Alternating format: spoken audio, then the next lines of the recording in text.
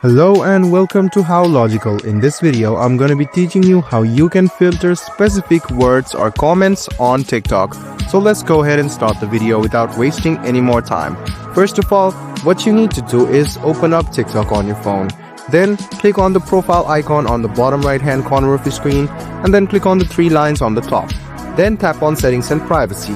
After you do that, you can see privacy, right? Go ahead and tap on privacy and then tap on comments. After you go to comments, you can see filter specific keywords. So if you want to filter specific keywords in your recent comments with specific keywords on your video, which will be hidden unless you approve them, just go ahead and tap on this and enable this. Now what you need to do is write the keywords which you want to block. So after you write it, just go ahead and hit the enter button and you can see that you can add a lot of keywords.